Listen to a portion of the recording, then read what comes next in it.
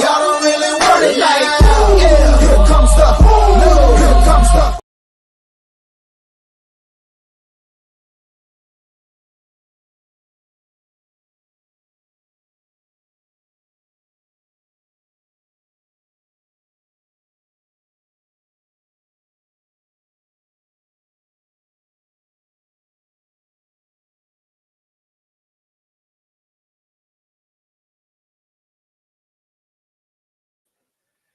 Yo, what is going on, Team Steezy family? Man, I feel like it has been far too long since I've gone live. It's only really been 15 days, but 15 days feels like an eternity when you do, or when you've been doing this, or when you've been doing, I guess, what I do. Getting a little mixed up with my words there, but man, what's going on, everybody? Man, good evening, peace, and blessings. For those of you guys that are new here, I am your host. It's your boy, Calvin-Domingo, a.k.a. Steezy Smith. And we in the building, baby. Man, dude, I miss doing this. Dude, I miss interacting and talking to you guys. I know that I haven't gone live in a little over 2 weeks, but I have dropped a couple of shorts here and there, right? And if you keep up with me on Instagram, if you keep up with me on X, as I always say, if you're looking for daily content, for daily coverage, be sure to follow me on Instagram, on X, at Steezy Smith, so you never miss a drop. Man, so much has happened, though. So much has transpired. Obviously, the Seahawks had an amazing draft, which left a lot of 12s ecstatic and just salivating, right, over this upcoming season. Although I do believe that Seattle aced the draft with flying colors, right? I don't think that it's necessarily enough to propel this team into the playoff conversation, just because the bottom of the NFC and just teams across the NFC have gotten a lot better. But this has definitely set the stage for this team to contend for the years to come. Now, before we get into the thick of things, before we touch on whatever I'm going to touch on, obviously it's going to be, I'm going to be handing out grades. It's going to be a premature grading process, right? Handing out report cards and whatnot. We're going to be talking about each of the guys that Seattle drafted in the 2024 class. We're going to touch on some of the undrafted free agents that the Seahawks have brought in. We're going to talk about a guy that wasn't drafted this year, but is almost essentially a rookie this year. And so, or he was drafted last year, but is almost essentially a rookie this year. I think you guys understand what I was trying to get at, but man, I'm just super excited. You guys have probably seen a whole bunch of draft content by now, so this isn't anything new. I'm just a little late to the party, but thankfully I'm still here. But as always, man, I hope you guys are having a lovely day. It is beautiful here in Seattle. The sun is out. I was debating whether or not I even needed some of these lights. Y'all can't see it, but there are some lights. There's a ring light over there. There's a light over there. There's a light over here. There's a light over here. I was thinking to myself, man, I don't think I'm gonna need any lights because it's so sunny and it's so beautiful outside, and that's almost all the light that I need. But you never know when the sun's gonna go down. So for those of you guys that are here in Seattle that are local, I hope you're getting some sunshine, because I for sure am after this. I'm gonna get to some of you guys here in the chat though. Let's see, man. We got All Around Sports as per usual, always showing love, man. Hey, Steezy, let's get it on. I hope you're having a great time. And hey, All Around Sports, I have not forgotten your shirt. We are still keeping in touch on Instagram, and I will give you an update as soon as I can. But I did not forget about your shirt. I just want to let you know. We got Jackie Reyes in the building saying good evening to the Team Steezy crew. What's up with the game, man? What's up with the game, man? Jackie, though, thank you for always tuning in. You know, I love seeing you here in the chat. I'm happy that you're here, and I'm happy to be here as well. So, you know, thank you for tuning in. And then now she's saying good evening to me. Well, good evening to you too, Jackie. Thank you. All Around Sports, let's go, baby. The MacDonald's era is here. And right, as you guys can see in the title, man, I really, truly felt like, and a lot of draft analysts, a lot of draft pundits, a lot of those in the media, they also believe that Mike Macdonald had a very, very successful first draft with the Seattle Seahawks. Man, to me, there might have been a pick, maybe two. Honestly, I won't even go that far. There was really just one pick that I felt like was a little confusing. for lack of a better term. But for the most part, I mean, the draft just was phenomenal. Hey, what did I tell y'all? Seattle didn't draft an offensive lineman in the first round. And Dune Moose, whenever you end up tuning in, I know we had a bet. It looks like I held up my end of the bargain. At least, not even that, but I I phrased that wrong. But it looks like I won the bet. And I will, hold my end of the bargain. That means that I don't owe you a shirt or a hat. But you know what? Just because I'm feeling generous, I think you've earned one. So Dune Moose, whenever you see this, if you're tuned in right now, I'm talking to you. I still want you to get a free hat or merch. Just, man, give me a holler, man. Give me a holler. We got the official Meech in the building saying, what's good, family, man? Officially. Oh, okay. Dune Moose is in the building. My bad, but Meech, hey, man, I hope you're feeling well. Hope you're feeling blessed. I'm feeling great over here. Happy to see you here, though. We got Robert Stevens in the building saying, howdy, Steezy and company, man. What's up, Robert? Man, nice to see you here. And then we have somebody on Facebook. Oh, Genevieve is in the building. Man, how you doing, niece? I hope you're doing well. I hope the family's doing well. And I'm happy to see you here, Genevieve. Nice to see you here. All Around Sports is giving us a Mariners update. He's saying that Mariners are on top of the AL West. Well, let's keep it going, baby. Let's keep it going, baby. We got Sajin, man, my good brother in the building. Sajin, I did not forget about your hat. I still have your hat in my queue of merch to hand out. I'm just having a hard time right now finding your size. The 6 7/8. There's kind of a shortage on blank fitteds, and 6 7/8 is already hard enough to find as is. But Sajin, I will keep you updated on that. And like I told All Around Sports, I didn't forget about your Team Steezy cap. I still have it. It's the all blue size 6 7/8. I still got you. But thanks for always being here, Sajin. I love seeing you here. Genevieve is saying Seahawks on top. Let's go, baby. Hey, that's my niece right there, man. She knows exactly what she's talking about. Let's go, Genevieve. Yeah. All Around Sports is saying Murphy's going to cause some chaos up front. I mean, man, if I had to give him a nickname right now, it will be Byron Chaos Murphy. And it seems like so many people are already starting to disrespect Byron Murphy. You got the NFL posting a poll asking their followers who they believe will win or who they believe are early candidates to win the 2024 Defensive Player of the Year for rookies, right? And Byron Murphy, the second defensive player off the board, arguably the best defensive player in the draft, wasn't even featured. Yeah, like he said, bet. Okay, so Dune Moose is in the building. Steezy, you won the bet. I'm glad you did too. Hey, Dune, but like I said, just because I'm feeling generous, just because the Seahawks had an amazing draft, just because I'm feeling great today, you've earned yourself some merch. So hit me on Instagram, send me a DM. Let me know if you want a hat. Let me know if you want a shirt. Let me know your size. Let me know what color. All that good stuff. We could talk on there. But Dune, even though I won the bet, I still want to give you some merch. Just cause. So Dune, definitely give me a holler after the show and we'll work that out. But thanks for being here. I'm always happy to see you here. For the sake of our Seahawks. There you go. We got Bella in the building asking, when do the Seahawks play? Well, Bella, I don't know if you're new here. I've yet to see you here, but I really appreciate you for taking the time to tune in. Happy to see you here. And the Seahawks don't play. If we're talking about the preseason, that won't be until like the middle or end of August. And if we're talking about the regular season, that won't be until come September. And so there's still lots of time until that happens. And there's a lot to occur before that happens. But to answer your question, it won't be for a while, but time has been going on, or time has been moving so fast these last few years. And so I wouldn't be surprised if by tomorrow the season started. But Bella, thanks for tuning in. All Around Sports is that has the Seahawks schedule been released? So it actually got pushed back. I think the NFL postponed it a week. So I think it's going to be next Wednesday when the NFL schedule will be released. So we'll find out then. We got Hamza in the building, man. What's up, Hamza? What up, brother? Can't stay for the show tonight, but hope you all have a great one. Hey, you all good, Hamza. I'm just happy that you showed face. I'm just happy to see you here commenting. And, man, hey, we'll miss you, but I'll definitely see you on the next one, Hamza. Have a blessed night. Take care.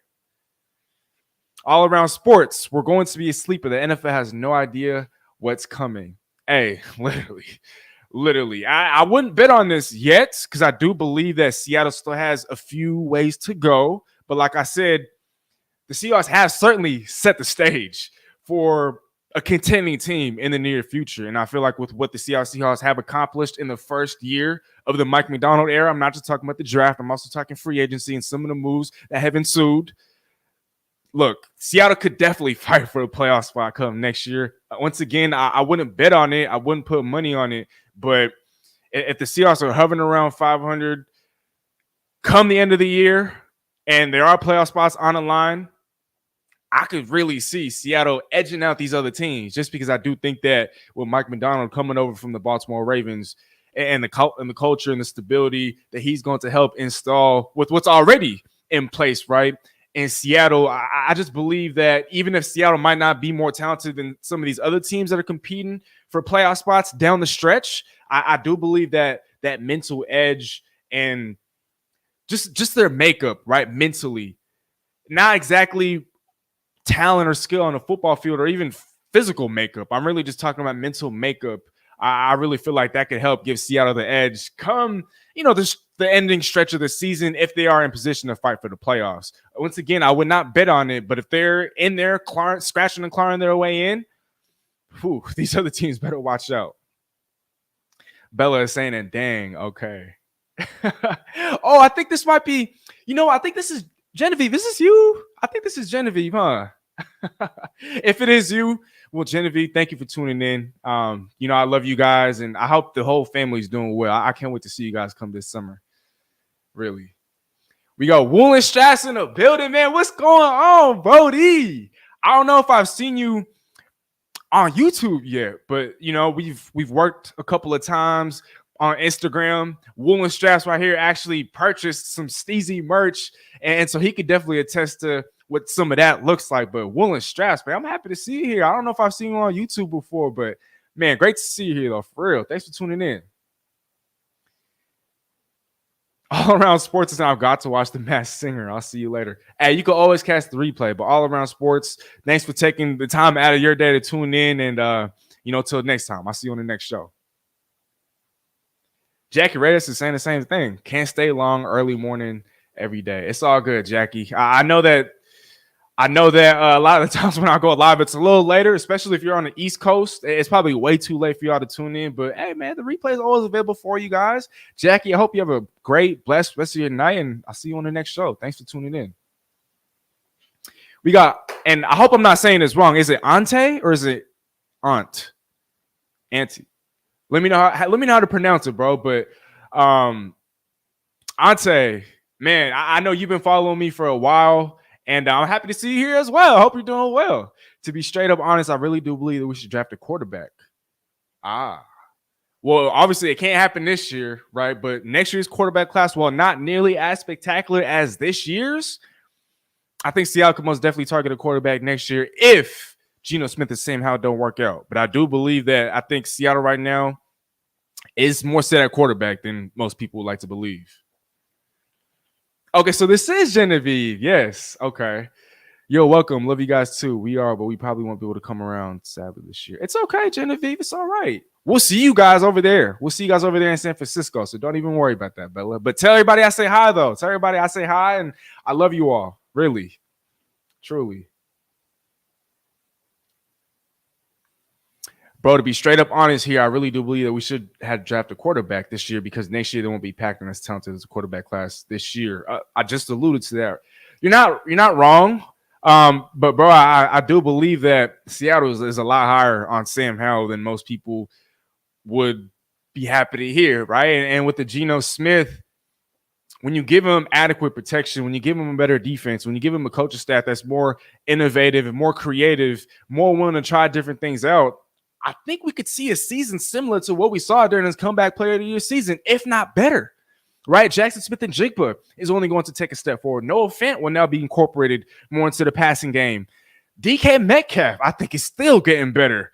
Offensive line has gotten better. The running back room is so young. Kenny McIntosh is now entering the picture. And so Geno Smith, I'm not mad about him being the quarterback one for this upcoming season. I think a career season is on the way, truly, because there's still so much doubt flying his way. Now, if you guys have been paying attention, a couple of months ago, I did go live and I did bring up the possibility of Geno potentially not being on the team because of potential salary cap implications and whatnot. But I never suggested, not for a bit, that Seattle should move on from Geno Smith. I was just saying that it was a possibility because of all the whole salary cap thing. But I truly believe he's still a starting quarterback in the National Football League. A lot of you guys might not see him as a franchise quarterback, but as an above average quarterback, as a starting quarterback, oh, easily and most definitely. I mean, and the value that Seattle's getting on the contract is absolutely insane. So, yeah, for those of you guys, some of you guys might not be happy about it. Ante, I think I'm talking to you here, but Geno Smith, I think, is more than enough. And if that, for some reason or for whatever reason, doesn't end up being the case this year, I think Sam Howell is more than capable. I've said this on the show time and time again. I'm also as high on Sam Howell as the Seahawks franchise is, and I've been feeling that way since he was at UNC. I thought that Washington, the Commanders, got an absolute steal when they drafted him in the 5th round, and I still believe in him. I mean, what, he's younger than me, for crying out loud, and so he already has some starts right under his belt, and we've seen a lot of potential already. So I think Seattle set our quarterback for the foreseeable future, at least. Okay, Woolen Straps is saying, just hopped on here to watch. And then for real, gang. Hey, that's love, gang. I appreciate you, for real. Thank you. Okay, and Sajin is saying, just realized that 6 and 7/8 is for ages 6 to 12. But 7 and 1/8 or 7 and 3/8 will fit me better. Ooh, okay. Sajin, I will let you know right now, there's a huge difference from 7 and 1/8 and 7 and 3/8. And so right now, my size is 7 and 3/8. And a lot of people like to say that I got a big head. I don't know if that's true or not. Let me know what you guys think. Do I got a big head? I don't know if you could tell. But there's a huge difference between 7 and 3/8, 7 and 1/8, and even 6 and 7/8. And so, look, there's adults out there that have the size 6 and 7/8. But honestly, Sajin, if you could go to like a hat store or something, or just get your head measured or whatever it is, I do want to ensure that you get the right size. If not, and I don't know if you're a big fan of snapbacks, but actually, no, we're not even going to go that route. Just if you could confirm your size and we can get that going, no rush. But again, there's a huge difference between all three of those sizes. And so I just want to make sure you get the right size. The official Meat said, I'm back, bro. I had to go fix my pregnant girl a fruit bowl. Hey, man, you a real one. That's what's up, man. That's what's up. Official Meat. Hey, keep doing your thing, man. Especially if she's pregnant. You did the right thing. You did the right thing. Woolen Straps is saying we're getting Shedeur. And Shedeur, for whatever reason, falls out of the top 10. Possibly, but I don't anticipate Seattle picking in the top 10. I don't know. We'll see about that. We'll see about that. Jackie saying, see you tomorrow afternoon. Well, I'll see you soon, too. Dune is saying, Steezy, good words on Geno. Hey, Dune, I'm just here to try to quiet some of the nonsense, right? Because there's been so much slander on Geno Smith's name. And yeah, last year was a step back from his comeback player of the year season. But again, the offensive line just was unable to stay healthy. The defense was, towards especially the latter half of the year, was atrocious. The offense lacked innovativeness and creativity. And there's just a lot of factors working against them, right? And so let's give it one more year. And Dune, I'm not talking to you, I'm talking to the other 12s out there.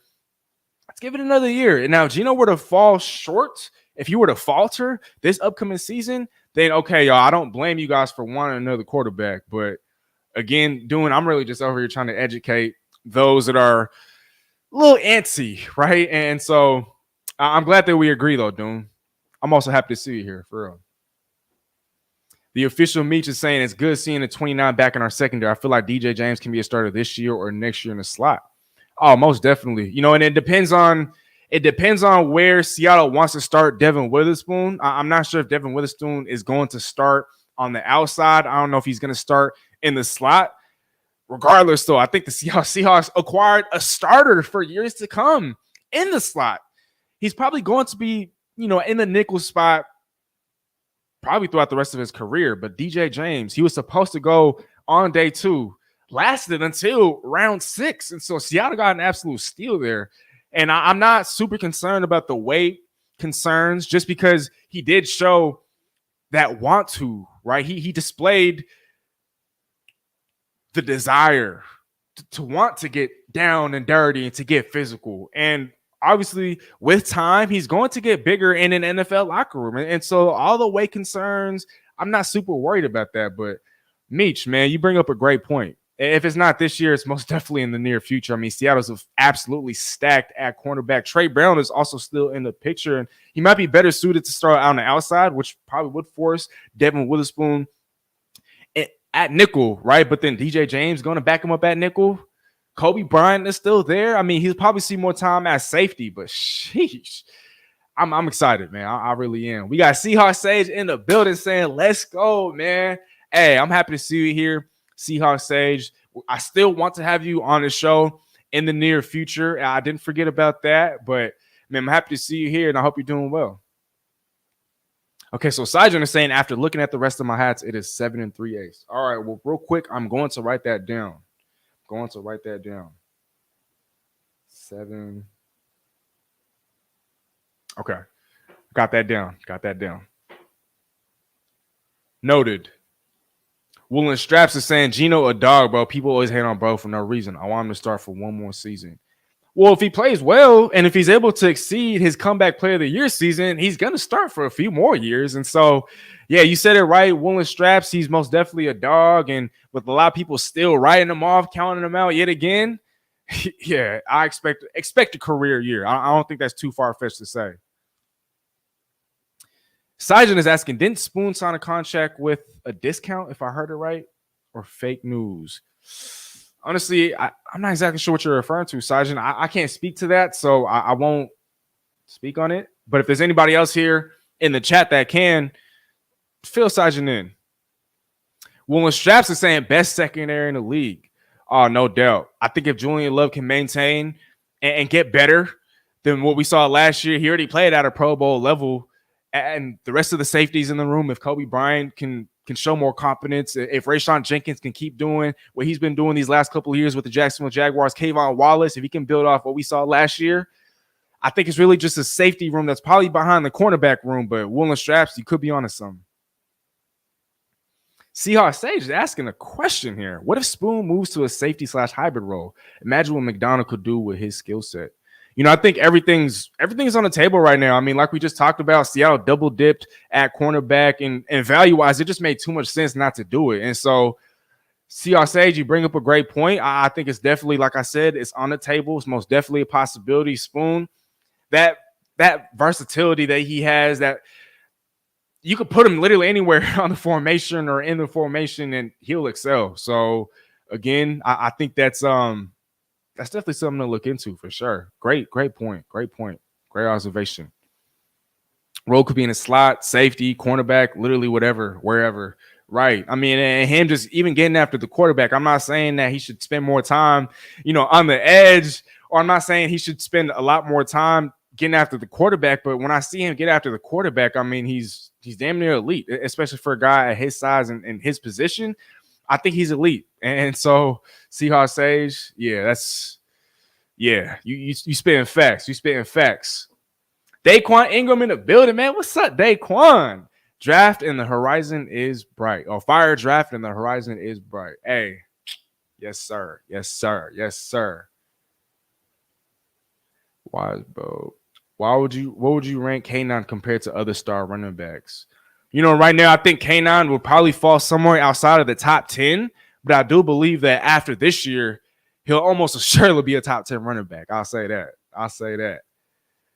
Bella saying, can't wait for the Seahawks to play soon. On top.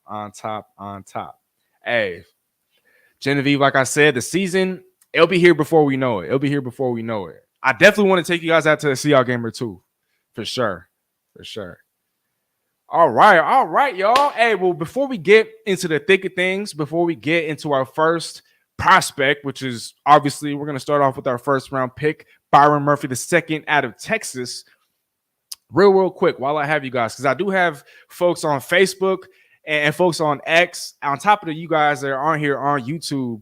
But to everybody tuning in, man, I really just appreciate y'all for real. Again, it's a beautiful day out here in Seattle, and for you guys to be spending some time with me, I don't take that lightly. And so, and to everybody else that's going to catch the replay, if you're not on here live, but if you're going to catch the replay, thanks for tuning in. Real quick, though, if you aren't already, follow me on Instagram right now at SteezySmithTV, and you'll be entered into a drawing to win free Team Steezy merch. And if you end up following me sometime throughout the show, type "just followed you" in the chat, and I'll be sure to write your name down live on screen to make sure your entry is in for the drawing. I got my sticky notes right here, y'all. I got my pen right here, y'all. So I'm ready. And once again, I do post on Instagram daily. And if you want a chance to just win some free Team Steezy merch, all you got to do is follow me, and I'll get your name down in for the drawing.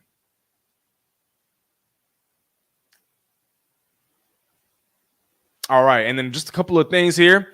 Don't forget to hit that notification bell, y'all, so you don't ever miss a live show on this channel. And like I have been telling you guys, I will be on top of shorts, right? Because I do drop shorts videos every now and then. I try to do that at least a few times a week. I will get back into dropping regular long form content that aren't live streams. And so you guys never miss a drop, an upload, hit that notification bell. I know for me personally, and I've said this and I've spoken on this before, I'm subscribed to a few content creators and just other YouTubers. And when they go live, when they drop, sometimes I don't always see it. And so me personally, I started hitting the notification bell just so I'm not missing uploads and whatnot. And I highly encourage you guys to do the same. Last but certainly not least, as per usual, you guys, all super chats are greatly appreciated. And you know what? Speaking of super chats here, got a little something for y'all. Here. So I'm going to mix it up just a little bit. But in regards to super chats, whoever finishes tonight with the highest donation total will win a free embroidered Team Steezy tee or cap.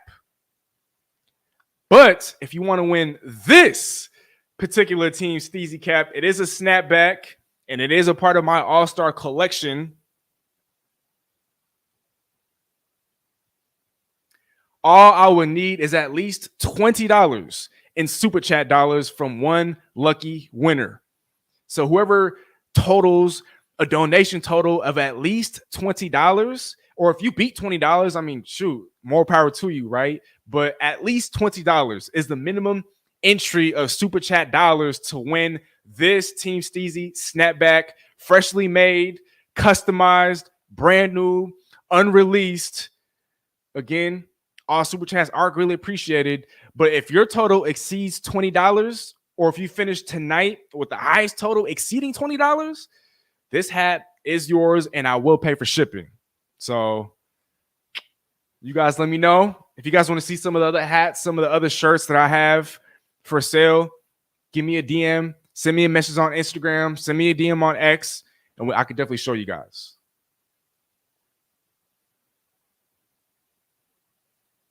Meech is saying the hat is fire. Hey, good looking, Brody. Good looking. I still have your name down for the drawing as well. I know I haven't been specific enough, but what I have been doing these last couple of weeks, these last couple of shows, I have everybody's names on a sticky note. And once I hit, let's say, anywhere from like 10 to 15 names, then I'll conduct the drawing. But Meech, I do still have your name down.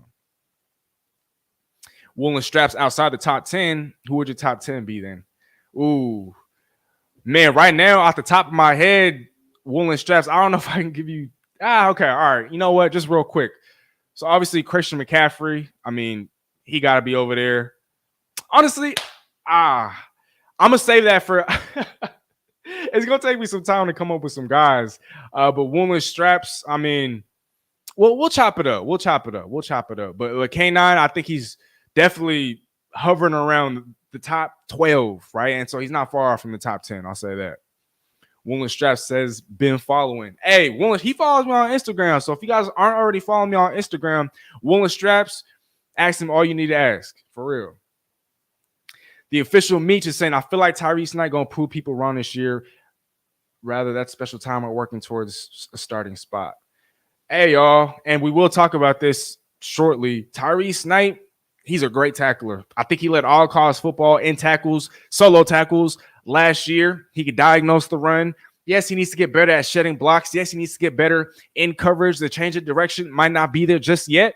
But Mike MacDonald has an extensive history in coaching up linebackers. And that defensive background has helped him propel the careers of a bunch of players in the National Football League. I mean, Patrick Queen. While the arrival of a Roquan Smith might have helped catapult him to what we saw last year, Mike MacDonald also played a huge role in the reemergence of a Patrick Queen. And with the Tyrice Knight, with the physicality that he plays with, the desire, the aggression, that sure-handed tackling ability. I mean, Seattle was one of the worst tackling teams in all of football last year. He's going to help shore that up. And with a little bit of coaching, that Tyrice Knight pick is going to prove a lot of people wrong. I'll say that. Official Meech is saying the hat is fire. Hey, good looking, Bodie. Thank you. Oh, and Genevieve saying dad has when he wears it whenever we're out. He's always wearing his Seahawks hat. Hey, her dad right here did cop a hat. He did cop a hat, and man, I'm glad he loves it. I'm glad that he's still rocking. I need to get him another one. Woolman Straps is saying those hats do be fire. Hey, gratitude, Bodie. I appreciate you for real. Thank you. Woolman Straps, bro. Let me know if you want one, bro. Let me know. All right, you guys, one more time. Quick reminder. If you finish tonight and the donation total, it has to be a minimum of $20. But if you finish tonight with the highest donation total, not only will you win the Super Chat Challenge, but you also win this snapback right here. I'm not even gonna lie, y'all. I don't even have one of these yet for myself. So whoever gets this, it's a one-of-one hat. Because like I said, this is unreleased. I don't even know if I'm gonna release another one like this. We'll see though. Man, I'm loving it. Ooh wee.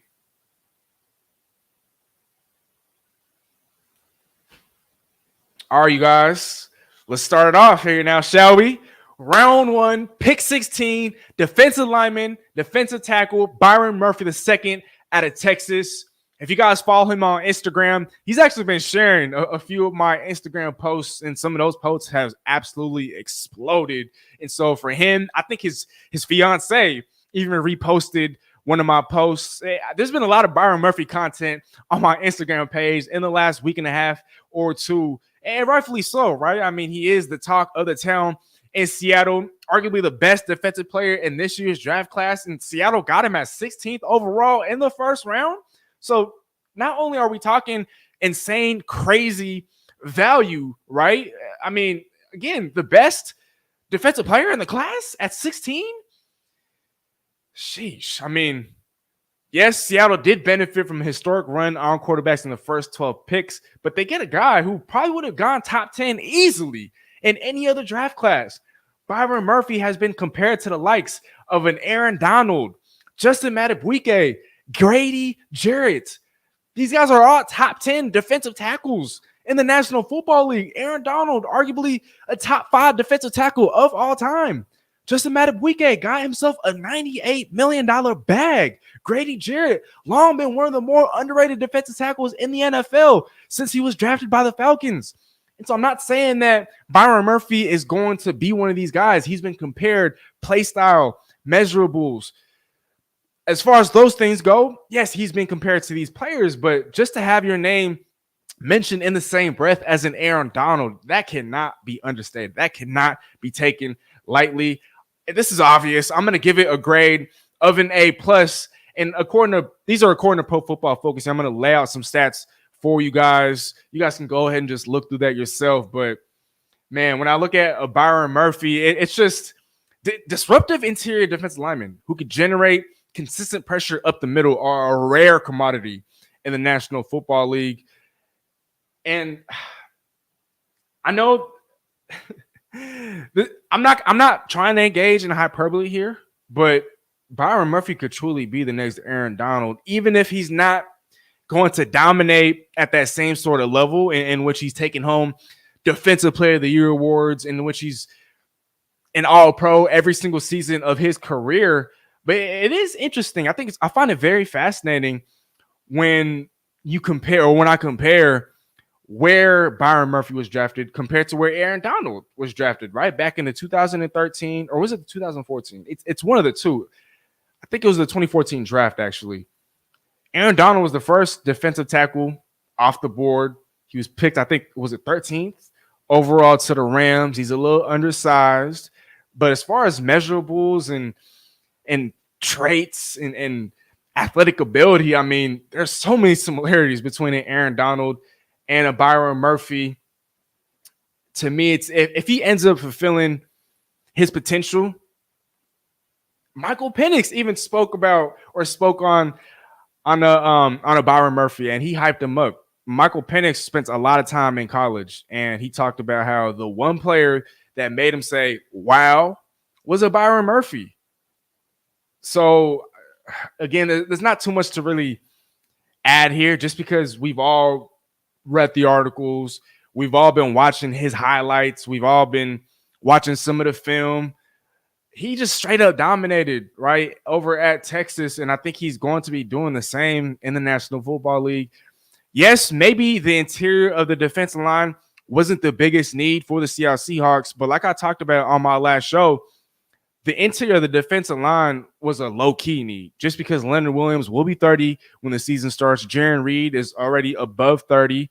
Dre'Mont Jones, he's getting a little up there in age. I think he's, 27, going on 28. And so Seattle definitely needed a guy that's going to anchor that line for years to come.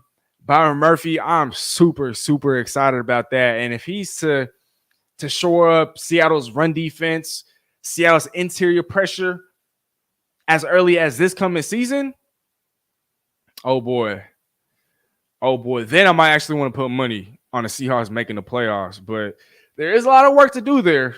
As you guys obviously know, that run defense has been absolutely awful, atrocious. Yes, context is needed. Uchenna Nwosu was lost to a season-ending pectoral injury near the halfway point of last year. And after that, the run defense just completely fell apart. Obviously, other factors do come into play. A guy like Dre'Mont Jones was being played out of place, and among other factors, right? And so Byron Murphy, not only is he going to be a disruptor for Seattle, not only is he going to be a guy in the interior of the defense that's going to generate pressure and give quarterbacks fits, he's also going to help shore up this run defense because Seattle badly needs it. And so for Seattle to end up with 2 starters without a second-round pick, oh my gosh, talk about a home run and talk about hitting the ball out of the park, right? As it pertains to your first couple of selections in the draft. We will get to Christian Haynes here in just a second, but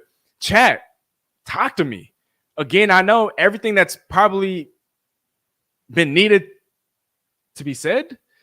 I don't know if I phrased that right, but everything that's been needed to be said about Byron Murphy since being drafted by the Seattle Seahawks, I think it's kind of already been out there. I wish I could put film or highlights on the screen for you guys to watch, but Murphy wins with athleticism, explosion, leverage, a complete player. The sack numbers might not be all the way there, right? He had 6, but again, we're talking about an interior defensive lineman. It's not every day that you have interior defensive linemen pushing the pocket and just generating, being as disruptive as Murphy has shown. The flashes of dominance that he displayed at Texas, to me, points to a very, very bright future in Seattle, and being able to play alongside a Leonard Williams, a Dre'Mont Jones, a Jarran Reed, who I still thought played or showed plenty of flashes last year. Jonathan Hankins, that big boy, is going to help shore up the run defense as well. But he has a lot of pieces, or he has a lot of the necessary pieces around him to succeed in year one.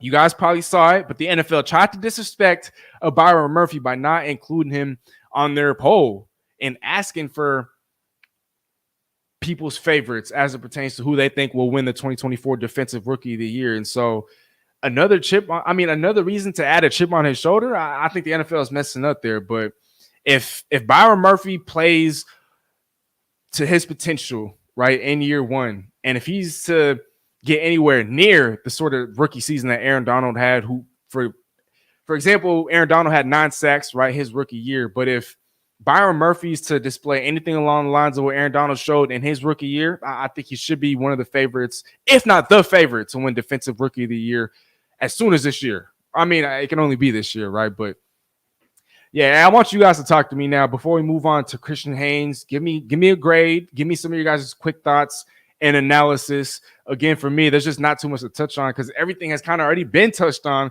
as it pertains to a Byron Murphy. But for me, I wanted him all along. If it wasn't going to be an offensive lineman, which that ended up being the case, I wanted it to be a Byron Murphy. He topped out at number 1 on my non-offensive line Seahawk big board. And so for Seattle to come away with the best defensive player in the draft at pick number 16, insane value. It fills a need. And Seattle potentially just drafted itself. I don't want to get too far ahead of myself here, but a future gold jacket wearer. Am I crazy for saying that? Am I crazy for saying that? SL Hazard in the building saying Coach Mack saved Patrick Queen from being a bust. So much that he even got him paid. Oof.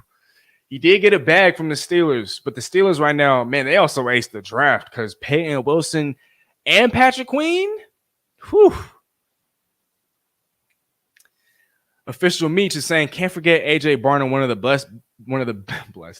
best blocking tight ends in all of college football last year. I also think he could be an underrated threat at wide receiver.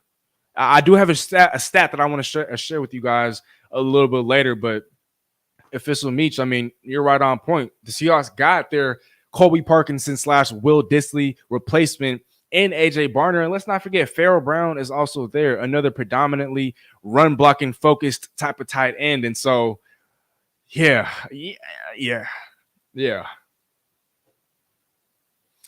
Official Meach is saying, I seen that Byron Murphy and his fiance be showing love to Seattle fans. That's love for sure.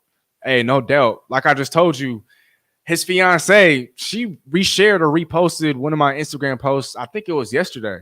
And then Byron Murphy himself has reposted at least 3 of my Byron Murphy related posts in the last week and a half or so. And so just to see the both of them showing love, I think he's off to a great start to his rookie season. I really believe that. Ooh, okay. SL has it here with the hot take. Byron Murphy will enter the pantheon of Seattle legends. Book it. No doubt about that. And now you got the media adding fuel to the fire. I put this out on a post by the NFL. I commented, and you guys could also feel free to leave your comments here, chat. I think that Byron Murphy will finish with 9 sacks. I think he'll tie Aaron Donald with 9 sacks in his rookie year. Let me know if you think that's crazy, but SL Hazard, I think you're onto something.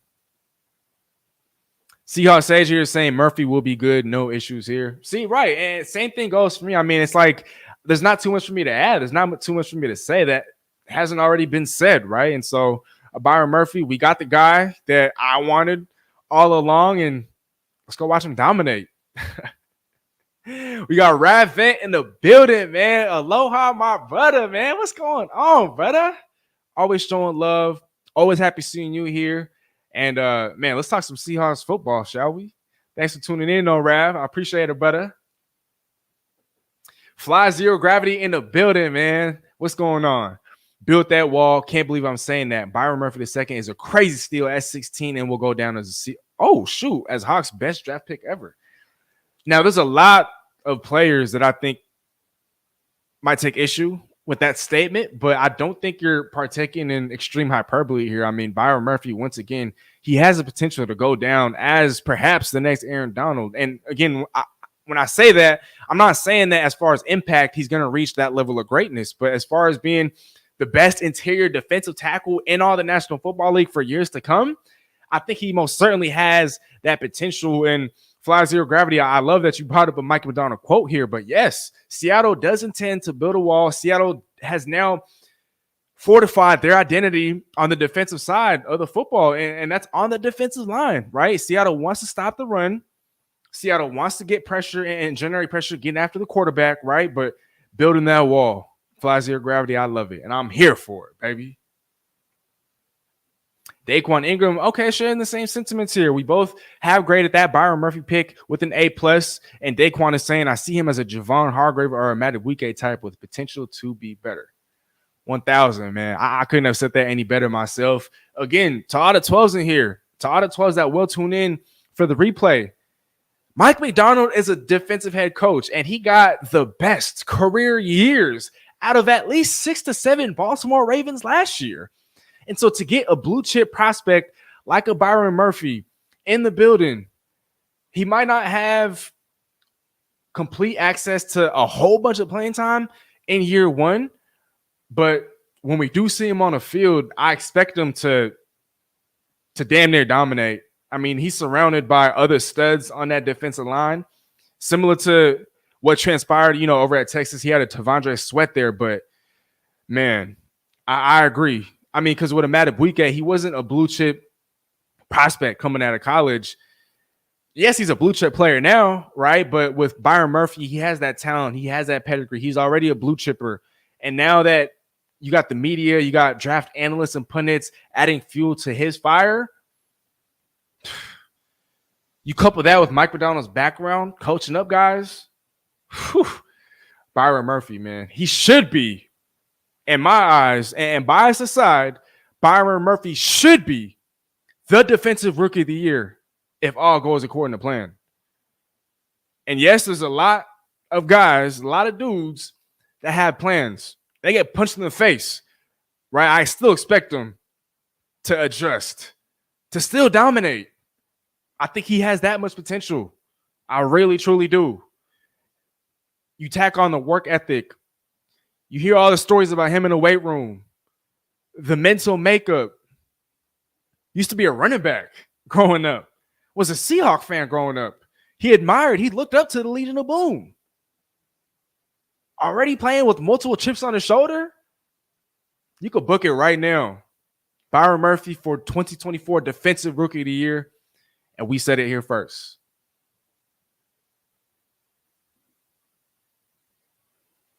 Let's move on, shall we? Round 3, pick 81. Out of UConn.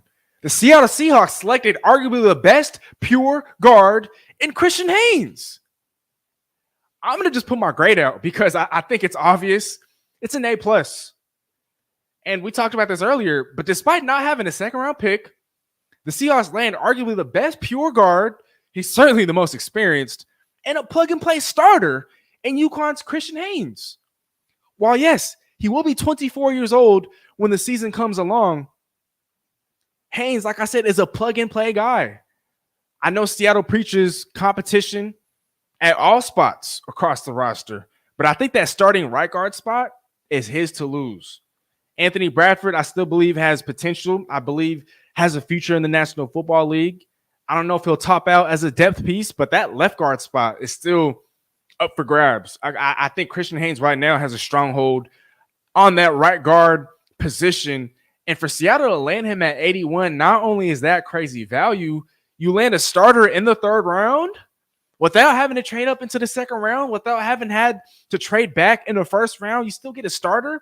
Many envision Christian Haynes to be drafted in the second round. I even saw a few mock drafts in which he was going at the bottom of the first round. And so for Seattle to get him at pick number 81, he was the 5th interior offensive lineman taken in the draft. The value is there. He feels the need. He plays a nasty style of football. He dominated at the Senior Bowl. And as a bunch of you guys know by now, Seattle loves drafting Senior Bowl standouts. This is courtesy of Pro Football Focus here, but here's another fun fact. Since 2022, Haynes has only allowed 1 sack and 15 quarterback pressures and 748 pass blocking snaps. He's made 49 consecutive starts at guard, exclusively at right guard, and so he's probably only going to be a right guard in the National Football League. But Seattle, once again, hit a home run and didn't do so until pick number 81. That's absolutely insane.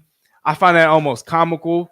But again, there was a huge run on quarterbacks, and so a lot of guys were going to be pushed down the draft board. But for Seattle to get a starter at the bottom of the third round, I think that's absolutely insane. Christian Haynes, I think, is going to be a mainstay on that offensive line for years to come. He's a little bit smaller, right? But again, he's nasty. He's athletic. He's listed at 6'3", 317 pounds. For a guy as big as he is, he has a 33-inch vertical leap. And so I also think that he's versatile as it pertains to scheme and whatever sort of blocking scheme the Seahawks want to run or intend to run. I think he's versatile enough to be able to to do whatever is asked of him. And so Haynes was a phenomenal pick. Again, here's some more accolades. He was a 2-time AP All-American. He was on the third team both times. Like we just talked about, he was widely projected to go in the second round, lasted until the third. 49 consecutive starts, showcasing his durability, right? Like a Ken Tomlinson, who Seattle signed a week prior to the draft. And so last year, as you guys know, the Seahawks dealt with a plethora of injuries on that offensive line. So by bringing in guys that are durable, guys that stay on the field, that almost never get off the football field, I think that Seattle is, again, getting a lot of work done in the trenches, not just defensively, but also offensively. And hopefully with all the added depth via free agency and the draft, Seattle won't have to deal with those issues or that inept ability on the offensive line. But Christian Haynes, man, one of my favorite picks, not just for the Seahawks, but the entire NFL draft. The Seahawks simultaneously fill their two biggest needs, all the while getting immense value from their first two picks of the 2024 draft and Byron Murphy II and Christian Haynes. I've been doing all this talking. I want you guys to do some of the talking now. Let me know what you guys think, though, in the chat. Give me your grade. Give me your thoughts, your analysis, quick takeaways on the Christian Haynes pick. Again, I know this is a little later. The draft, it's already been, almost an eternity since the draft took place, but I still want to hear your guys' thoughts and opinions. Again, for Seattle to get a starter in round 3, I think, man, the best case scenario definitely played out. Most definitely did. Rav Vince is saying Byron Murph and Witherspoon on the other end. Bruh, we run this. It's almost unfair, right? That defense, weapons galore. Weapons galore. SL Hazard is saying, and a nasty, mean mother lover. I think I know what SL Hazard is trying to get at here, but 1,000%. I mean, I think you could also use this word to describe Sataoa Laumea, but Christian Haynes,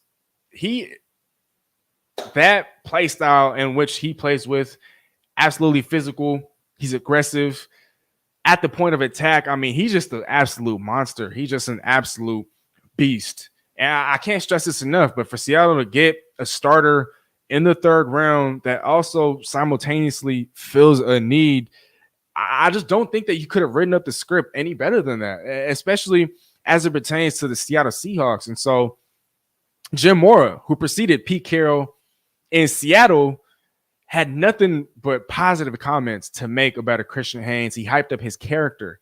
And so not only is Christian Haynes a dog on the football field, but he's also a great person off of it. He'll be great for the culture, great for the locker room. And Seattle right now is starting to build an offensive line, man. Left tackle, as we know, Charles Cross. Right tackle, Abraham Lucas. You have a guy that could back them up both, and a George Fent. Olu Oluwatimi, who I'm still very high on at center. I think that spot is his to lose. At right guard, again, his to lose in a Christian Haynes. Now, left guard will be interesting. It could be, if his development is further along than we all anticipate, it could be a Sataoa Laumea. It could be an Anthony Bradford, who showed flashes last year. It could be a Ken Tomlinson, who has been an Iron Man, who's been holding it down for multiple teams so many years now. And so I think that'll be very intriguing to watch come training camp. I think the only real starting spot that will be up for grabs. And again, this is no disrespect to the other guys that are competing at center and right guard. It's just, if I'm making my predictions, if I'm projecting right now, I think it's going to be Olu and Christian Haynes at center and right guard respectively. Now, again, at left guard, we'll see what happens there. But I think that'll be one of the biggest training camp battles to kind of be on the lookout for. But yeah, Christian Haynes, again, absolutely love the pick. It's going to sound a little biased because I'm starting out my report card by giving out 2 A+, but hey, these aren't theories, man. These are facts. And so there are a bunch of other draft analysts and pundits that are agreeing with me. And maybe that's not the best thing, because in the years past, we have seen a bunch of people grading Seattle's draft classes low. And so to see these draft classes being widely regarded as one of the best, that's definitely new. That's definitely different here in Seattle. But yeah, I want you, let me know, man. You guys are being shy, man. I want to hear you guys' thoughts. Seahawks Sage, okay, I'm not a huge grades person, but cannot complain with Haynes. Starter at right guard is good. Ceiling might be a bit lower, but the floor seems high. Hit the nail on the head. Hit the nail in the head. Again, because he is a guy that's going to be an instant starter, a plug-and-play guy at the right guard spot. Yes, the ceiling might not be immense. I don't think he has the potential to be the best guard in the National Football League. But again, to get him at pick number 81 is still crazy value nevertheless. And so just a guy that has a high floor at that right guard spot, a guy that can't be a starter in the National Football League. I don't think that Seattle could ask for any more than that, just because Seattle is so used to underwhelming play, especially in the interior, and for what seems like an eternity now. And so to get anything above average, or to even get average, I think that's a home run for the Seattle Seahawks. And so it's a great point, though, nevertheless. Thank you, Seahawks Sage. The official Meech is saying Byron Murphy wanted number 10, but chose 91. That 10 would have been fire.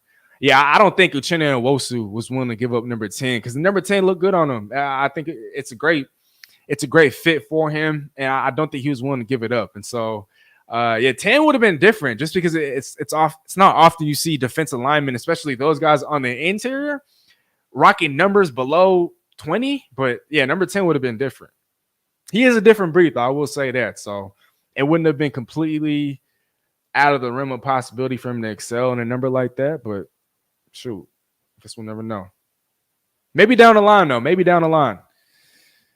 SL Hazard is saying on the field, of course. And like I said, SL Hazard, I get you. I know what you're saying. Before I move on to the next pick, though, you guys are more than welcome to leave your comments about both these picks so far. We've talked about Christian Haynes. We talked about Byron Murphy. And I know a lot of videos, a lot of articles have been written about these two guys. Now, as we get a little deeper into the draft class, some of you guys might not be as familiar with some of these guys. And so I will be spending a little bit more time on some of these upcoming prospects. And so up next on our report card is Seattle's 4th round pick at pick number 118 out of UTEP, linebacker Tyrice Knight. I'm going to mix it up here just a little bit, though. Before I put down my grade, I want to hear your guys' grades first. So leave your grades in the chat, and let's talk about Tyrice Knight. So while he's not the most adept in coverage, Mike MacDonald has an extensive background coaching up linebackers, like we just talked about earlier, right? And I'm sure he'll work absolute wonders for a Tyrice Knight, similar to how he helped Patrick Queen develop in Baltimore. Again, like we talked about earlier, Mike MacDonald started his career coaching linebackers. And so to get a guy who's not necessarily very good at this stage in his career in pass coverage, I don't think that's the worst thing in the world. While value-wise, some will argue that Tyrice Knight wasn't the best pick just because there was a Jeremiah Trotter Jr. still available at the time. In hindsight, if he's coached up, it won't matter, right? And so Mike MacDonald, the scouts, the front office, the coaching staff, they obviously saw enough in him to take him a little bit earlier than where he was expected to go. He was expected to go on day 3. And yes, he was drafted on day 3, but a lot of pundits didn't have him being drafted until about the bottom of round 5, maybe even round 6. And so for Seattle to pull the trigger when they did at 118th overall, again, it might be a little early. This pick isn't going to get an A from me, but I'm also not going to fail it. I'm not going to sit here and say that it was the worst pick of Seattle's draft class. I'm not going to sit here and say that because he has his inefficiencies in pass coverage that it was a pick that shouldn't have been made. Again, Mike MacDonald, if they have quarterback whisperers, then Mike MacDonald is a linebacker whisperer, right? And I know we've only seen the examples in Baltimore, but Mike MacDonald, I wholeheartedly trust in his ability to coach these guys up. Now, he doesn't have to necessarily be a world beater in pass coverage. He could learn from a Tyrell Dotson, right, who I think also excels in coverage. Jerome Baker, who also is more than adept in coverage. He has players in front of him on the depth chart that he can learn from. On top of him, Mike MacDonald, he has a coaching staff that believes in him, and I'm sure he's heard of all the doubt, right? And so I know that he's going to be working endlessly in his abilities in pass coverage. Now, it's not as simple as, okay, you could coach that up and he'll be all right, right? There's still some other things that he needs to work on. Change of direction. He's not the best at shedding blocks, right? There are a lot of other holes in his game. But if I'm not mistaken, this brother Tyrice Knight led the league, or he led all of college football in solo tackles last year. He is an absolute tackling machine, an absolute monster on the football field, on the defensive side of the ball, especially.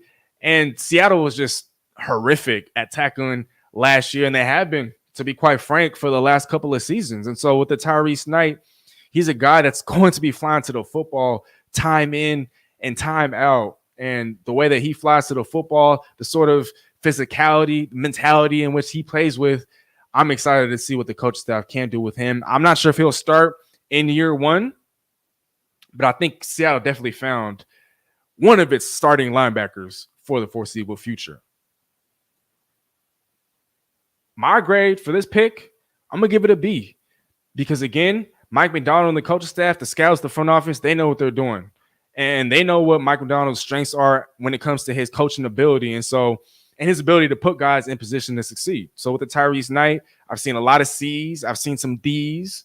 I'm going to take it a step further on the opposite spectrum, and I'm going to give it a B.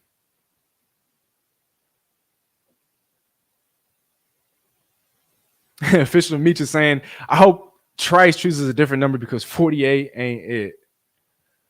Man, honestly, I agree. I think especially for an off-ball linebacker, the number 48 or just a number in the 40s, to me, it don't seem right. I think seeing a number in the 50s just makes the most sense. I don't know if it's still because I'm old school in that regard, but yeah, 48. If he could change it and have a number in the 50s, I think that'd be a little cooler. But hey, it don't matter what number he wears, he'll be a difference maker in the National Football League. Dune Moose is saying, I got a jet. Keep up the great work, Steezy. And well, thank you for tuning in, Dune. I hope you have a great, blessed rest of your night. And again, hit me up on Instagram because, like I said, although I won the bet, I still owe you and I still want to give you a free shirt. Or if you want a cap or a hat, we could do that as well. But send me a message on Instagram whenever you have the chance, and we can definitely get that going for you. Peace out, though, Dune. The official Meech is saying, coached up right, he can be a star in this league. He can run sideline to sideline. Right. And real quick, you know what? Let me bring up his draft profile real quick. I'm going to remove myself from the screen for just a second.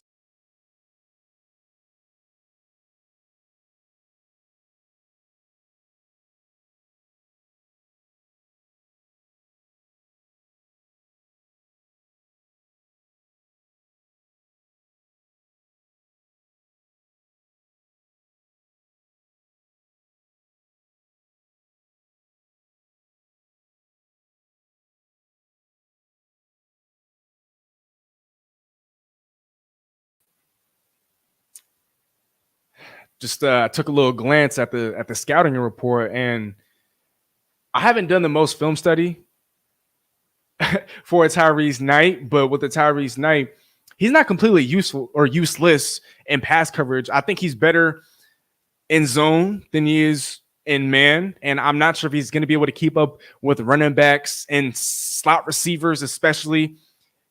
Definitely not in year one, right? But again, he does have some capabilities in pass coverage. It's not that he's completely useless. And so, official Meech, I mean, you said it. Coached up right, he can't be a star in this league. He could run sideline to sideline. He has that want to. He has that motor.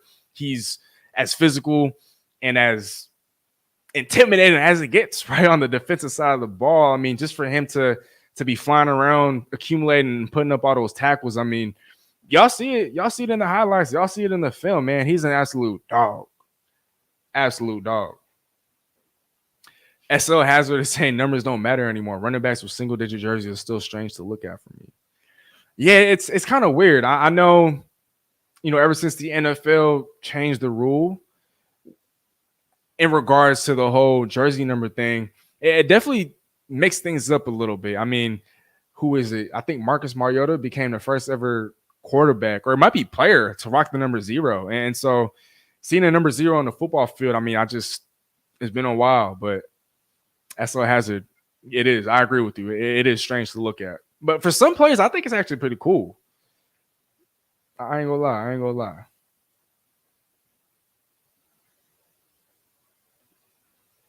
Okay, we talked about that. I'm gonna leave my grade up here for just a second, but while I move on to the next prospect, and as we move further along this report card of mine, feel free to drop your guys' grades. I want to see some grades. I want to see some quick takeaways, some analysis, whatever you guys want to talk about in regards to Tyrice Knight or Christian Haynes or Byron Murphy. But I think come year one, he's probably going to spend some more time on the sidelines, soaking up some game, learning from Tyrell, learning from Jerome Baker, and being coached up by the coaching staff. But if all goes according to plan, if he is coached up properly, this man, Tyrice Knight, he's going to prove a lot of people wrong. He's going to prove a lot of people wrong. Another pick in the 4th round, out of Michigan, the reigning defending national champions, at pick 121, tight end AJ Barner. I've heard draft pundits talk about Barner as the Will Dissly replacement. Heck, I've even heard other draft analysts talk of AJ Barner as a Kobe Parkinson replacement.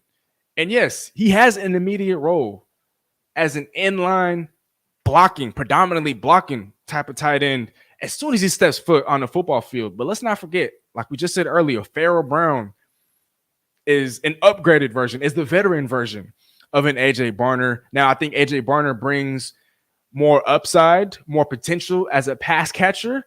Maybe not too much more so, but he does have that going for him, right? But I'm not exactly sure how much playing time he's going to get in year one just because the two guys ahead of him, I mean, Noah Fant will be used more as a receiver, right? He will be moved along the formation. He will be used more in the passing game. Pharaoh Brown will probably be that guy that's probably going to take the field more whenever Seattle does roll out 12 personnel. But AJ Barner, I think he's underrated as a pass catcher. I do like the Kobe Parkinson comparison because they're both big bodies, right? Barner's 6'6", Kobe Parkinson was 6'7", but they're both guys that can be used in the end zone, guys that you could use for jump balls. I posted this on Instagram, so if you follow me on there, you've seen this by now, but if you haven't, according to Pro Football Focus, Barner's 36 missed tackles forced since 2021 is second only to Brock Bowers. And this is what, a 3-year sample size? So in the last 3 years of college football, and Barner did start his career at Indiana, in which he was a team captain, AJ Barner, he's second to Brock Bowers, a generational prospect at the tight end position. Again, and here's my grade. I'm going to give it a B-. Probably the lowest grade I'll give out, but still a passing grade nevertheless, right? With an AJ Barner, I know a lot of members out there in the media weren't very happy about this pick. They talked about better players being on the board. They talked about how the value just wasn't there for a predominantly blocking and inline tight end. But I think by bringing in a guy like an AJ Barner, who, like I just talked about, was a captain over at Indiana, he has that championship pedigree. And from what I've been reading from different scouting reports, AJ Barner is a dog in practice. Yes, he's also a dog on the field, but when it comes to practice, he's one of those guys that's trying hard every single play, every single snap. In basketball terms, he's that guy that's he's grabbing loose balls, diving for loose balls, grabbing every rebound. He just seems like that high character, great culture, great locker room. He has that willingness to get better every single day, every single rep, every single practice. And so I think with what he brings to the table on the football field, while that might lack a little bit, if we're comparing where he should have been drafted value-wise, I think he makes up for it in intangibles and the sort of culture that he's going to not instill, but contribute to, right? It's the off-the-field stuff.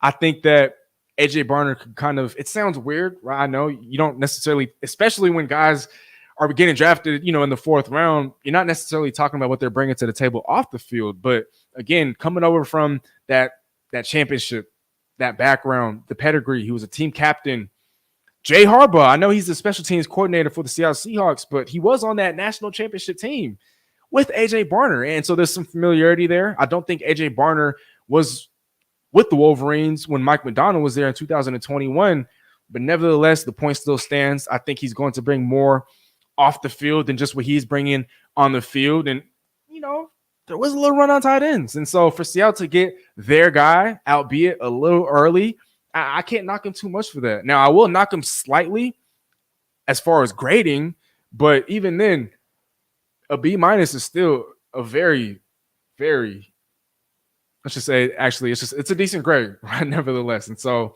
I think AJ Barner, he'll be better than people realize, especially as a receiver, right? You look at the measurables, he's 6'6", about 251 pounds. Again, he's going to be a guy that you're going to want to use in the end zone. He's going to be a guy that you're going to want to use as a jump ball type of go-getter. He does have to clean up his route running a little bit, but being that he's going to sit behind a Noah Fant and a Farrell Brown, it's not like Seattle's going to need him as a receiver in year one anyway. Down the line, I think he'll prove people wrong as a pass catcher in year one. Whenever he's on the field, it'll probably predominantly be more so as an inline blocker at the tight end position, but I think he's going to have a little bit more potential than people are giving him credit for. Let me know what you guys think in the chat. Give me your grade. Give me your thoughts. Was he your least favorite pick in this draft class? I know for a lot of people, he has been, unfortunately. I don't have a least favorite pick in this class. I like them all. I think Seattle aced the draft, but I will say that he does have the lowest grade in my report card, for whatever that's worth, right? Because it is a B- still. I'm not over here handing out C's or D's. Maybe I'm a little too nice, but I'm also very, very optimistic. Maybe that brings back memories of Pete Carroll. Maybe I'm overly optimistic, right, about the guys that Seattle are bringing in. But I think with an AJ Barner, he brings more to the table than just his skills and abilities on the field. And so Hazard is saying that was a good pick. I wanted offensive lineman, defensive lineman, tight end, and linebacker. And then we did exactly that with our first 4 picks. How could anyone say this draft is not an A?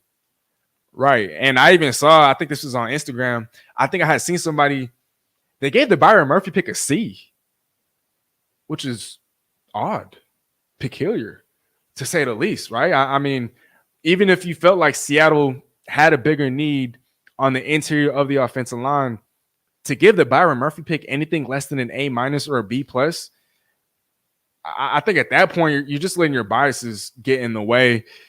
John Schneider has talked about this. They don't see interior linemen as having that sort of value that you would want in a first-round pick. And so, look, at this point, honestly, it doesn't even matter. Seattle got a starter, albeit one with a lower upside, but Seattle got a starter in Christian Haynes in round 3. So the draft played out almost perfectly for the Seattle Seahawks. And SL Hazard, I mean, man, for you to be spot on, shoot, good stuff, man, good stuff.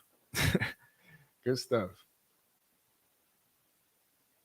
And like we just talked about, he has been compared to both Will Dissly and Colby Parkinson. So Seattle gets a great culture and a locker room guy, as well as a plus blocker at the tight end position. One more thing I'll say about AJ Barner before we move on. I think Barner has more upside as a pass catcher than both Will Dissly and Colby Parkinson. Although Colby Parkinson, I still feel like he has untapped potential because I really don't feel like Seattle used him to the fullest of his capabilities.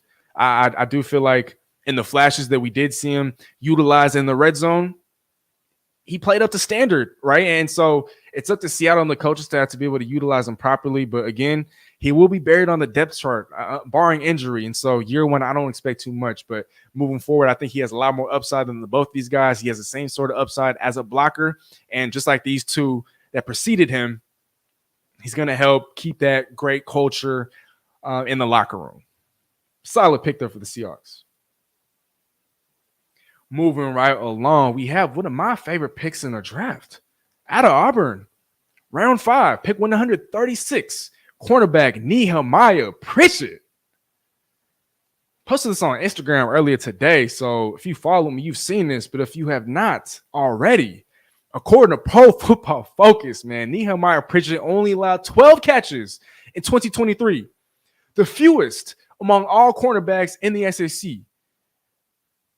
you guys know about the reputation that the SEC has. It's almost essentially the JV to the varsity that is the NFL, right? And so you're playing in pro-style offenses. You're playing in pro-style defenses. You're playing alongside other NFL prospects. You're playing against other NFL prospects.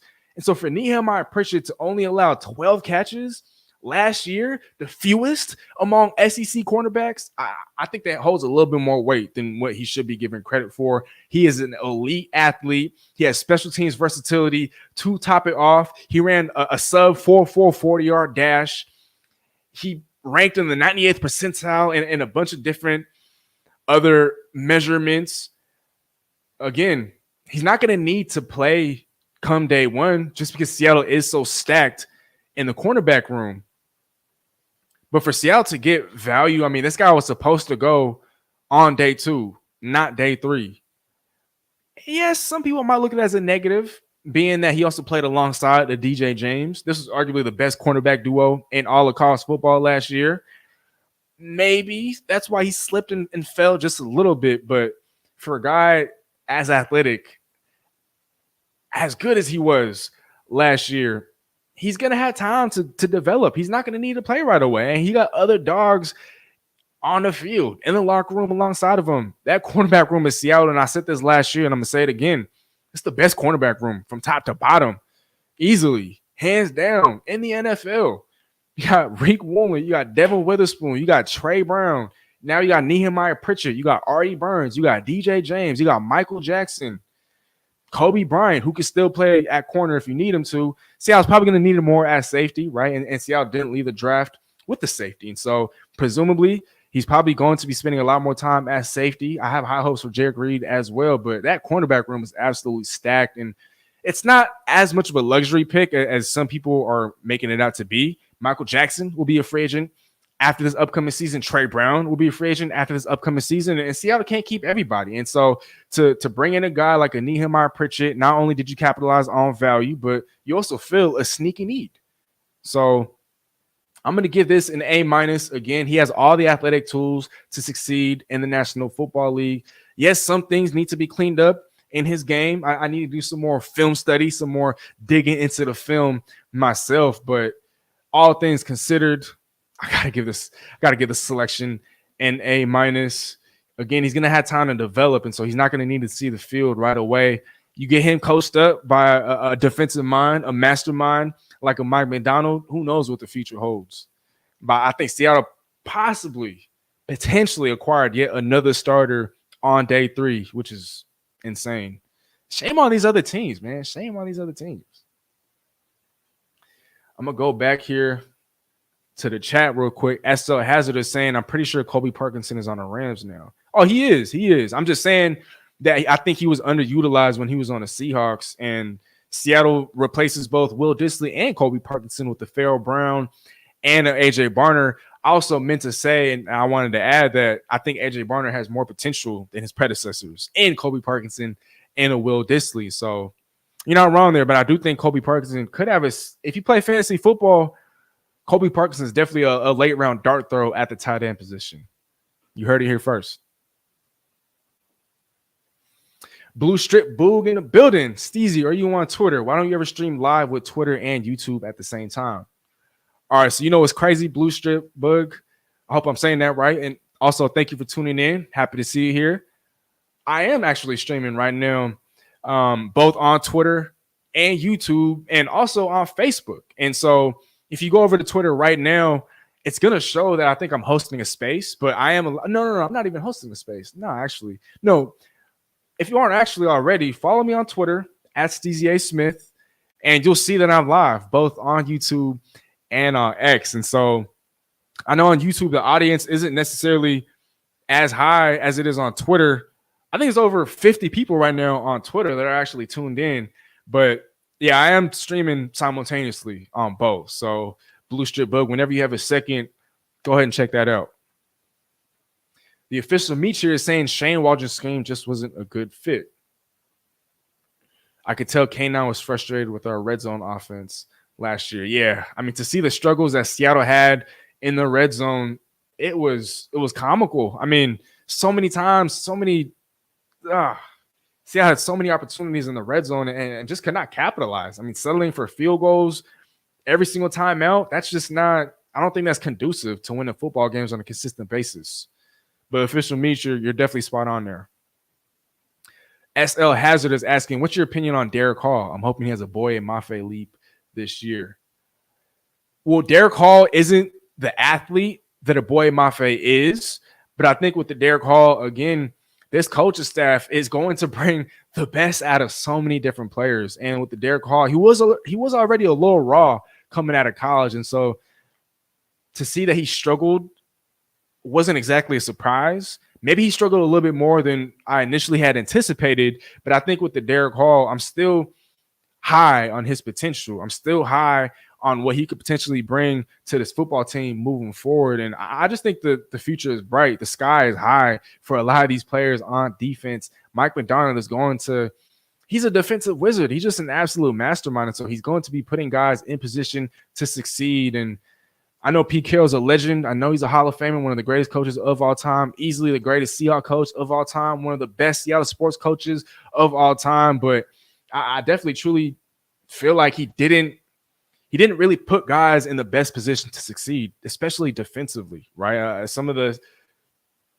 concepts and just some of the things were a little antique sort of vibes, right? And so with the Derek Hall, I'm still high on him. I do think that he takes a leap, not to the extent of a Boye Mafe, but he will take a leap.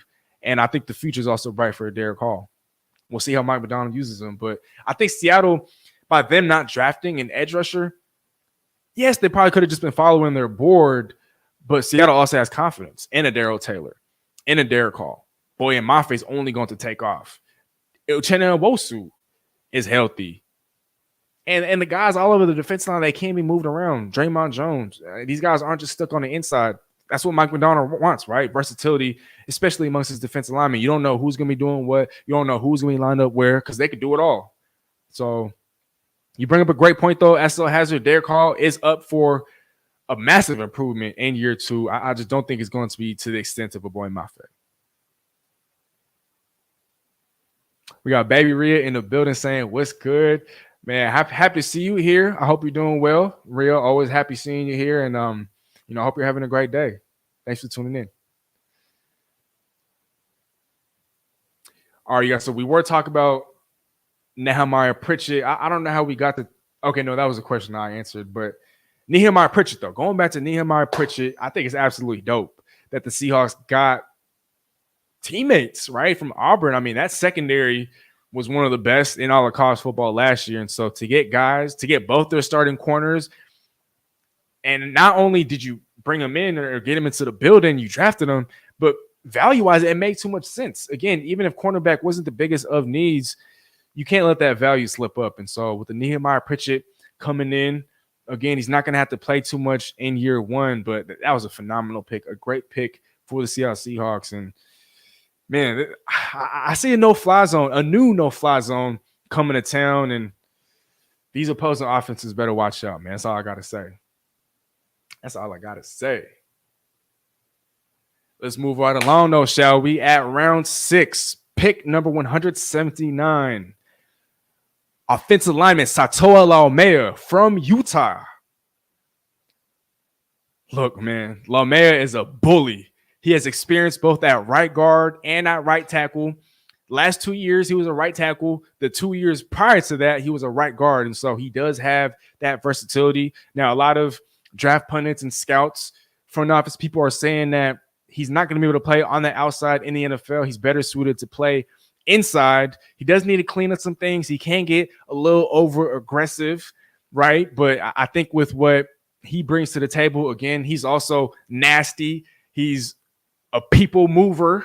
He's just an absolute beast again. And I know that's been synonymous with a bunch of these draft picks. Seattle did address a lot of its trenches throughout this draft class, but with the Sataoa Laumea, I feel like this is a great developmental pick. Again, this is another prospect who should have gone a round or two earlier than where he went.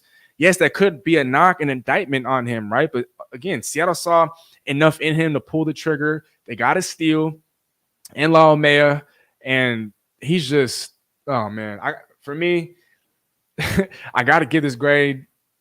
I got to give him an A. I mean, I think it's as simple as that. You look at Laumea, he was an all second team Pac-12 selection last year. He has that versatility. Perhaps he takes a year or two to develop to potentially play on the outside down the line, but that versatility along the offensive line. I mean, so many of these guys now on the offensive line have the versatility to play, in different spots. And offensive line, there's injuries that occur every year. And Seattle could attest, right? Last year was definitely a rough year on the injury fronts, but with Seattle fortifying the trenches and coming away with several offensive linemen out of this year's draft class, I mean, who knows if the Seahawks would have done this with Pete Carroll at the helm, but with the Sataoa Laumea, I mean, again, one of my favorite picks.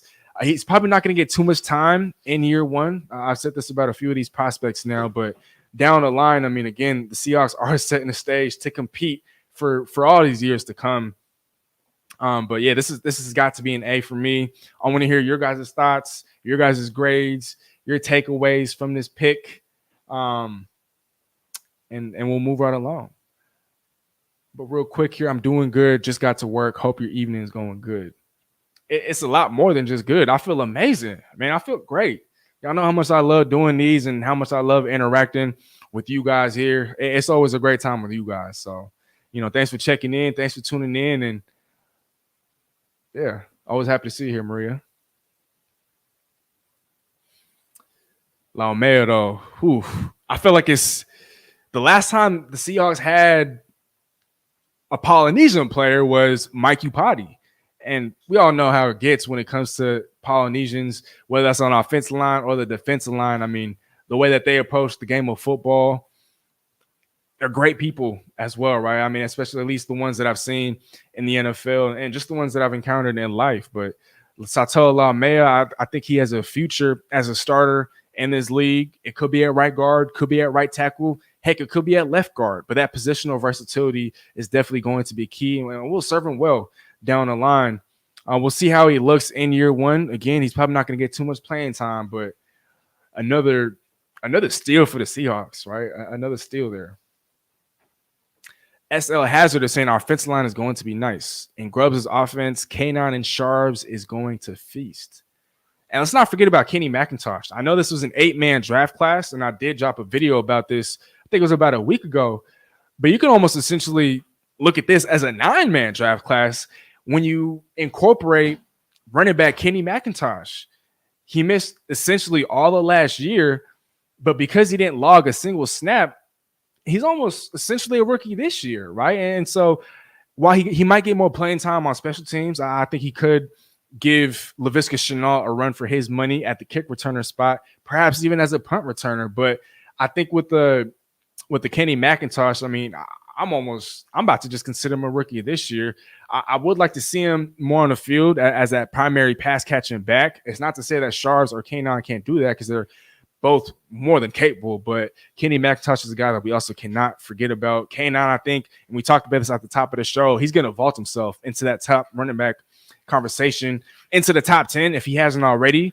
And then Charbonnet, I mean, man, the backfield right now is just so stacked. Again, we're talking about a bounty of riches. It's almost not fair. It's really almost not fair.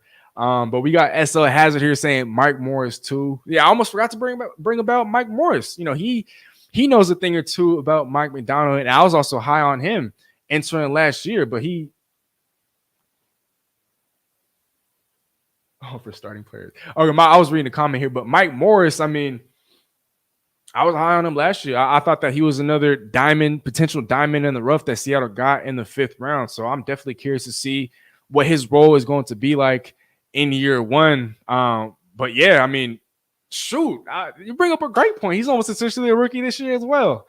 And then Jarek Reed as well. Now, Mike Morris and Jarek Reed both logged NFL snaps. And so technically speaking, I guess you can't really go that route, but I do get you guys' points. And yeah, I mean, there's just this infusion of young talent. And again, this draft class just sets the stage for this team to contend for the years to come.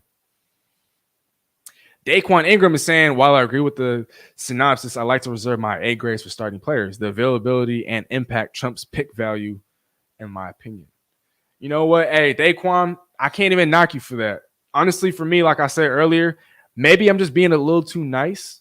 Maybe I've fallen too much in love with the value, but Laumea, I think he's a future starter in this league. And so maybe that's kind of where it kind of comes from. But man, maybe you are right, though. Maybe you are right. Maybe I shouldn't be so quick to hand out A's. As a hazard, Jerrell was killing on special teams before he sat out for the season. Hey, no cap he was, and he's only going to be better this year.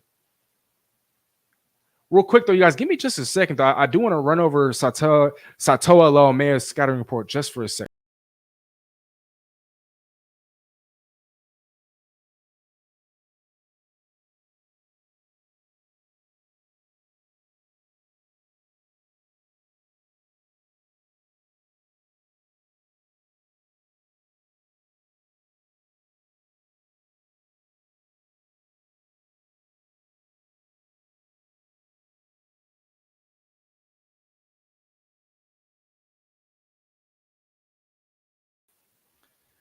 Thanks for being patient, you guys. But going back to what I was saying about Sataoa Laumea, just as far as weaknesses go, and I just need to, I needed to verify this from some of the scouting reports that I was looking at. He does get beat inside a little bit too often. He has a tendency to disengage rather than staying with his block. And so, again, these are things that can be coached up. I know at the Senior Bowl, there were some bad habits that were on display. But again, you have coaches on both sides of the ball that excel, that have a background and coaching up. Again, Mike MacDonald has that background in coaching up linebackers. Ryan Grubb, Scott Huff, they have that background in coaching up offensive linemen. So some of these deficiencies, some of these weaknesses, right, I think they can be coached up. You know, we talked about Tyrice Knight way earlier in the show, but Mike MacDonald going to handle that. Ryan Grubb, Scott Huff, they're going to handle Sataoa Laumea. So I just wanted to end off that grade and his prospect profile at that. Once again, it's an A for me. But by taking Daquan's comments into account, I'm going to just drop this a little bit to an A-. How about that? Hey, and then All Around Sports is back in the building saying, hey, Steezy, I'm back. Man, that's how you know I've been live for a while now. If somebody left at the top of the show, watched the whole show, and then came back. But thanks for coming back, All Around Sports. We've gone through and we broke down a lot of these prospects. I've been handing out grades for the most part, and so you're probably gonna have to catch the replay. But you know, I'm glad to see you back though, All Around Sports. Happy to have you back here. Thank you. Let's keep moving along though, you guys. In round 6 at pick number 192, cornerback DJ James. James was a projected day 2 pick, but somehow slid all the way to the 6th round. So I don't mind Seattle double dipping at the cornerback position. Again, a lot of my same thoughts with the Nehemiah Pritchett. The cornerback room is just so stacked, right? The embarrassment of riches at cornerback will likely limit James's snaps in year 1, barring injury. But for Seattle to find a starter at the nickel spot in round 6 is insane value. Yes, there are going to be some weight concerns for James at the next level. I think he's sub 180 pounds, but the desire, the want to, as far as run support and getting physical is there. He excels in press man coverage. And then in coverage, he's no slouch, zone, man. He loves to play press and run support. He has that feistiness. Again, he has that want to. And him and Nehemiah Pritchett, they formed arguably the best cornerback duo at Auburn.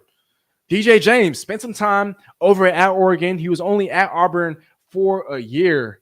But again, to get a huge steal in round 6, I don't think Seattle expected him to be there. And so Seattle definitely pounced. And I'm not mad at Seattle double dipping because, again, cornerback is a sneaky need. We don't know if Michael Jackson is going to return after next year. We don't know if Trey Brown is going to return after next year. Rick Williams going to be up for an extension, I think, next offseason? And so for Seattle to kind of prep for what's going to come, for what's going to happen, I think that's a huge plus. And then to get a guy that should have been drafted on day 2, but instead on day 3, I mean, DJ James, I still need to look more into the film myself. But DJ James, man, another steal. You get to pair him up with his partner in crime and then Nehemiah Pritchett. Again, this is also one of my favorite picks. Oh, wow. I didn't even put a grade here. I'm going to have to go an A- though. I mean, the only knock on it really is that maybe Seattle now has far too many cornerbacks and could have addressed, well, perhaps wide receiver or maybe even quarterback at that point in the draft. But again, the value was too much to pass up on a DJ James. I think he's a future starter in this league. If Devin Witherspoon ends up starting on the outside, I think DJ James could give whoever else is up to the challenge as it pertains to the nickel spot. I think he can give them a run for their money, right? Because again, if it's not Devin Witherspoon starting at nickel, I think DJ James, he could be getting a lot more playing time in his rookie year compared to some of these other prospects in the draft class, just because I'm not sure how often you'll see him deployed on the outside. I think his role will be that of a nickelback in the league. But again, to get a potential starter in the 6th round is crazy value. Crazy value. I want you guys to give me your thoughts, your guys' grades, whatever you want to talk about. But DJ James, and this seems to be a theme here, but one of my favorite picks. Shoot, I think every pick has been my favorite pick, right? I keep saying that, but again, I think Seattle aced that pick as well. The official Meech, out of all draft day calls, DJ James was one of my favorite draft calls. Just the way he said, we just got a dog. Oh, yeah, easily a dog. Easily a dog. DJ James is going to be a sleeper type of player. He's going to perform very well. Our secondary stacked, maybe a little too stacked. Honestly, in this day and age, with offenses designed to succeed, with the emphasis on the passing game, I don't think you could ever be too stacked in the secondary. I really don't. But I do understand what you're trying to say. Baby Rhea is saying, came in and say was good. Got to start my shift, but have a blessed night. Stay safe. See you later. And then hashtag Team Steezy. Hey, Rhea, I hope you have a great shift. Have a great night. Thank you for stopping by, and we'll see you on the next show. Peace. SL Hazard, low-key with an abundance of riches and hungry coaches to unlock their potential. Yes, this is a sleeper team. No doubt about that. The official Meech. Maybe Coach Matt got personnel that has 4 D linemen, 2 linebackers, and the 5 DBs. I guess we'll see, right? We'll see.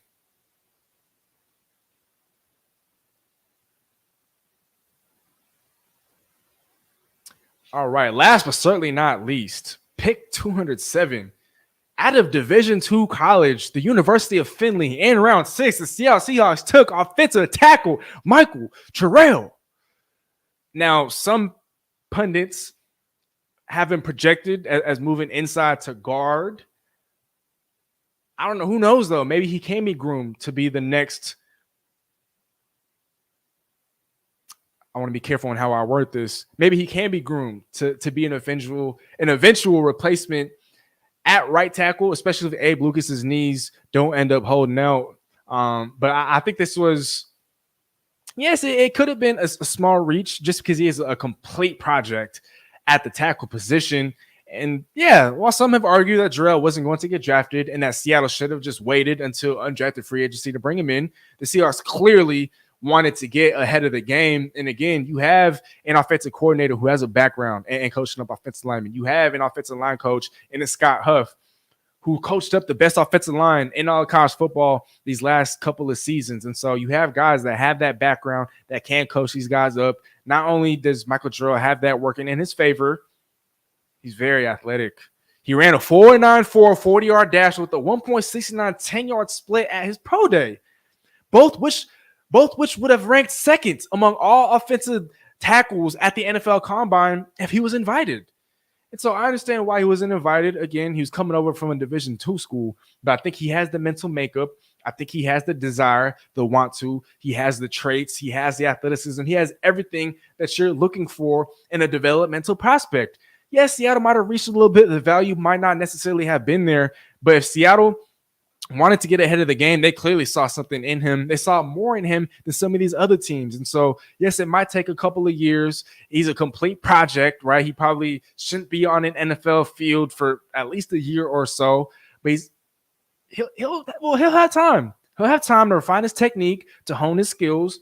He has the right coaches around him. He's in the right environment. He has a bunch of other dogs on the offensive line that he could also learn from.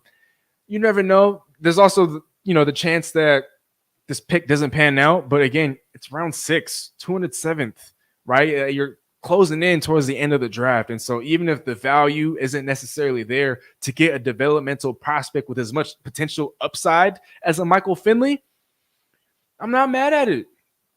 I'll give it a grade of a B-. I know I've seen some worse grades on a Michael Findlay, but to get a tackle that's running a 4.94 40-yard dash, I mean, my gosh, you just don't see tackles putting up athletic numbers like this or testing like this all that often. And so if he could get coached up, if he could get acclimated and accustomed to dealing with that rise in competition, I think the sky could be the ceiling. Let me know what you guys think of the Michael Findlay pick. Again, I need to do some more deep diving and some more research into some of these other prospects. I just want to touch on some of these guys. I want to go over some weaknesses and strengths, and I want to talk about roles in year one. But yes, I do need to study a little bit more. But let me know what you guys think, man. Put it in the chat. Analysis, grades, takeaways, and whatnot. Okay, we got Daquan here going back to DJ James. I totally agree with that A- grade for James. I wonder if there's any added special teams value with DJ and Nehemiah. Well, there is with Nehemiah. I think from what I've seen so far, he excelled in special teams over at Auburn. And being the athlete that he is, I wouldn't even be surprised to see him contend for a starting spot at the kick returner position, perhaps at the punt returner position. So Nehemiah Pritchett definitely has that special teams value. I did add that in my report card earlier today. DJ James, maybe not necessarily as much, but Nehemiah for sure. And DJ, I mean, Chris Sims had him as his third highest graded cornerback on his cornerback prospect rankings. And so do with that what you will, but Chris Sims is a great football mind, one who I respect a ton, one of the best at what he does. And so for him to have DJ James ranked that high, I think that's definitely telling. All Around Sports, I'm going to hit the bed. Have a good night, Steezy. Hey, have a great night, All Around Sports. I'll keep in touch with you on Instagram, and I'll keep you up to date in regards to your shirt. But peace, though, and thanks for being here.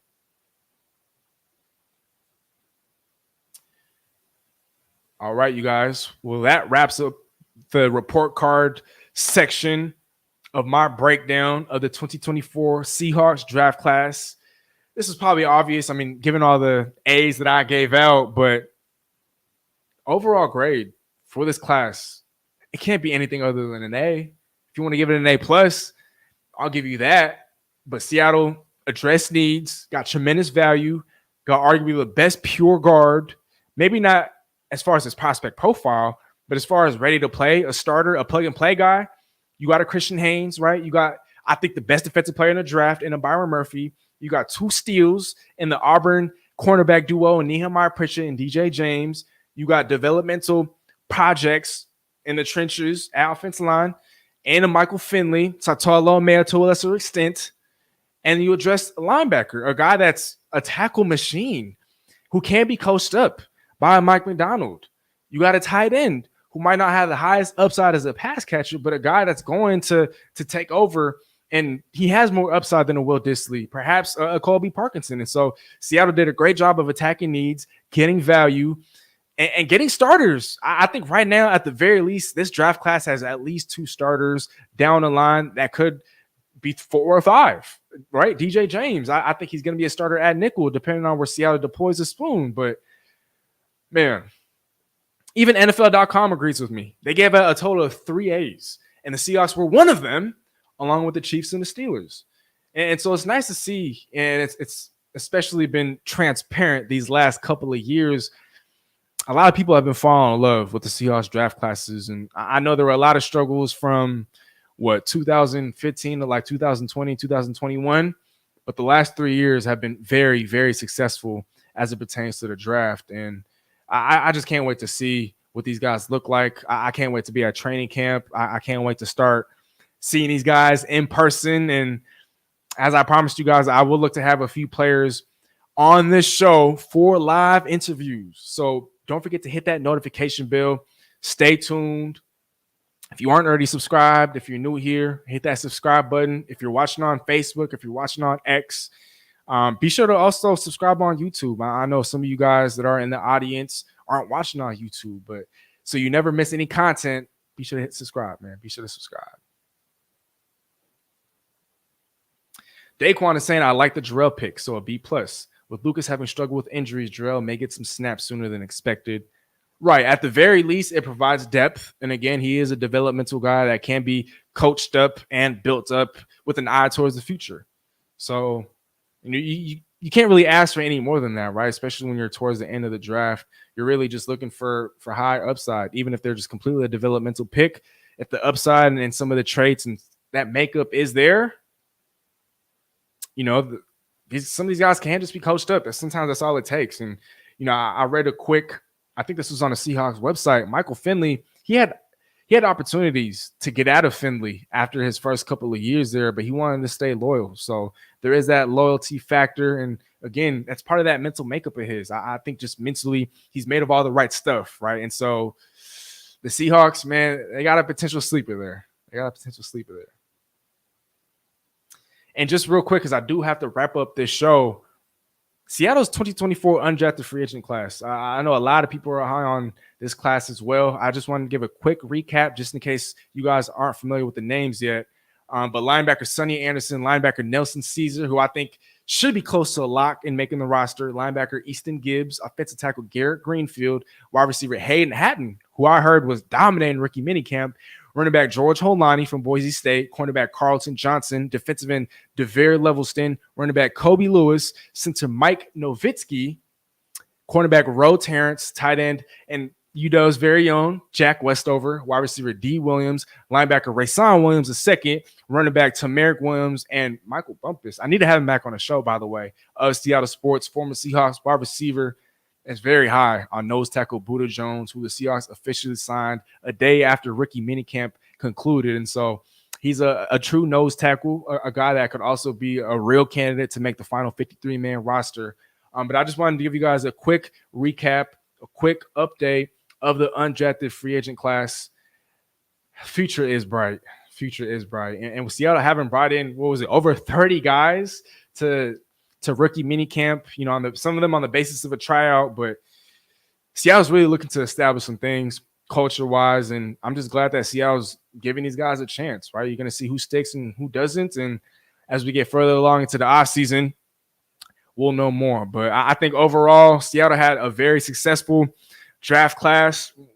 I'd give it a top 5 grade amongst all teams in the National Football League, and again, I keep saying this, but Seattle's absolutely setting the stage to contend for years to come. Now that the draft has finally come and gone, we're probably closer to the dog days, right, of the NFL offseason. But I will be going more in depth in breaking down some of these prospects. I want to break them down individually. I want to drop individual videos of each of these prospects, at least as many as I can. But definitely stay forward and stay tuned for that. I want to go live again either next Tuesday or Wednesday. So stay tuned for that, you guys. But on that note, it is time to wrap up this show. As I always say, man, all glory to my Lord and Savior, Jesus Christ. I would not be here today if not for him. He's the reason why I do everything and anything that I do. So always praise the Lord, man. Team Jesus over here, baby. I hope you guys all have a blessed night. Thanks to everybody that contributed in the chat. Thanks to everybody that tuned in. For those of you guys that are going to catch the replay, I appreciate you for taking the time to tune into this almost 2-hour long show. For those of you guys that are on Facebook, that are on X, you know I love you guys, man. I hope you guys keep tuning in. Don't forget to tell a friend about Steezy A. Smith. Don't forget to follow me on Instagram at Steezy A. Smith TV for daily Seahawks content and coverage. And one more time, y'all, please hit that notification bell so you don't ever miss a live show on this channel. That about wraps it up for me, you guys. I hope you guys all have a blessed night. Soak up some of that sunshine. I know I will, at least whatever's left of it. But man, I had fun tonight. I hope you guys did too. I'll be back soon. Steezy out, baby. Again, this video is going to be dedicated to Mr. Todd Nas. While that concludes this video, we have loads of other content. You don't have to stop watching there. Other content on our channel homepage, as well as our social media platforms. And again, don't forget to hit that subscribe button for us. Tell a friend and tell a friend. Nothing but love, and Steezy out.